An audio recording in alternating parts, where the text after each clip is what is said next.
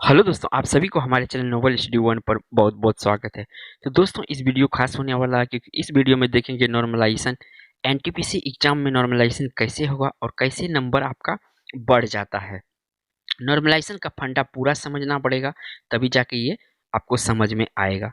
तो किसका कितना नंबर बढ़ सकता है कि इनकी कौन सा शिफ्ट में कितना नंबर बढ़ेगा, वो भी इस वीडियो में जिक्र करेंगे। और 40 से कम अंक वाले अगर हैं तो आपका भी सिलेक्शन होगा। किस तरह से होगा, ये वीडियो पूरा देखने पर आपको पता चलेगा कैसे पासा पलट जाता है आपका नॉर्मलाइजेशन में। नॉर्मलाइजेशन में होता क्या है, किसी किसी का कम मार्क्स भी रहता है और उसका शिफ्ट अगर डिफिकल्ट हो जाता है तो भी उसका सिलेक्शन हो जाता है। तो सीबीडीटी 1 है ये, यहाँ पर भी हो सकता है आपका सिलेक्शन अगर अंडर 40 नंबर से है आपके। तो पूरा वीडियो को देखिएगा, देखिए। और इस फार्मूला को हम पूरा आपको तोड़ के बताएंगे कि ये फार्मूला कैसे अप्लाई होता है और कैसे ये नंबर बढ़ जाता है। तो चलते हैं अपना वीडियो सेक्शन पर।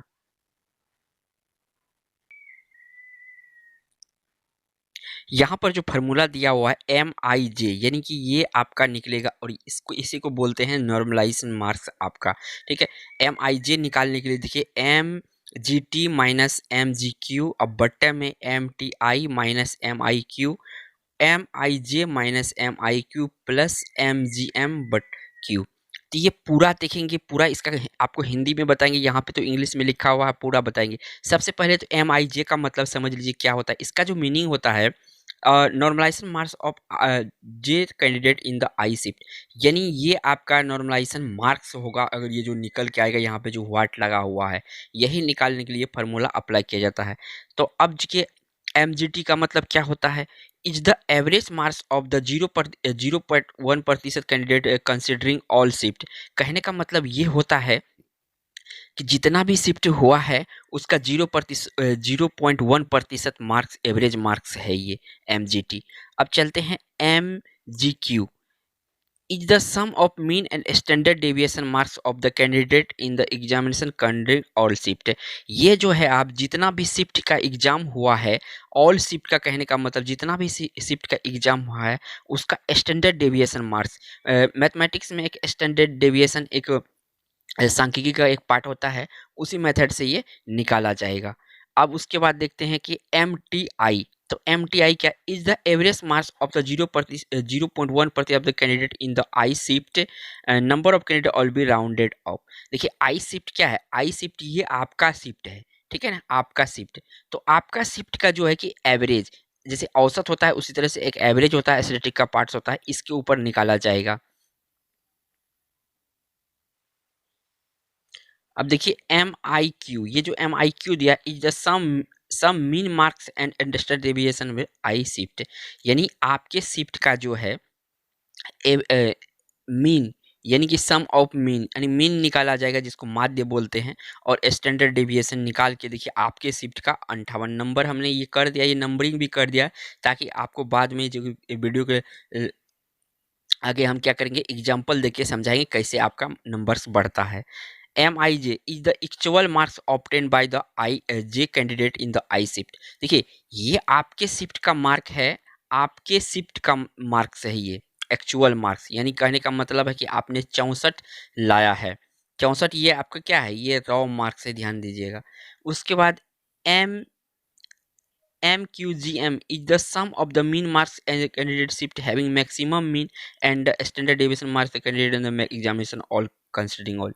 अब कहने का मतलब जितना भी शिफ्ट का एग्जाम हुआ होगा उसका तो एक तो मैक्सिमम मैक्सिमम मीन निकाला जाएगा, यानी कि माध्य निकाला जाएगा। उसके बाद स्टैंडर्ड डेविएशन निकालेगा, ये आपका 62 है। सारे अप्लाई करके देखेंगे, अभी वीडियो को लास्ट तक बने रहिएगा, आपको पूरा फंडा हम समझा देंगे एनटीपीसी में नॉर्मलाइजेशन कैसे होता है।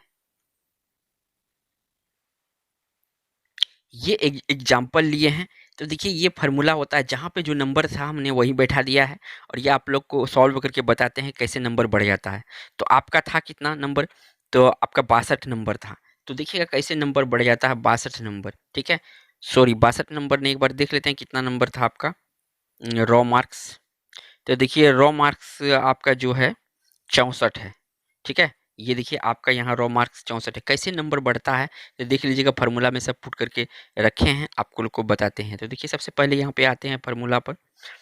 तो देखिए यहाँ पर जो नंबर बढ़ने का, तो 64 नंबर है आपका।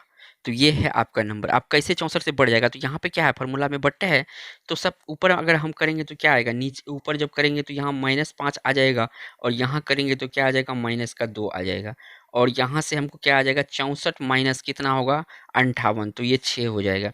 अब प्लस का क्या हो जाएगा, 62। तो सबसे पहले इसका कैलकुलेशन कर लेते हैं। यहाँ से काटेंगे तो क्या हो जाएगा, 3 हो जाएगा, और यहाँ गुना करेंगे तो कितना हो जाएगा, इसमें 15 जुड़ जाएगा।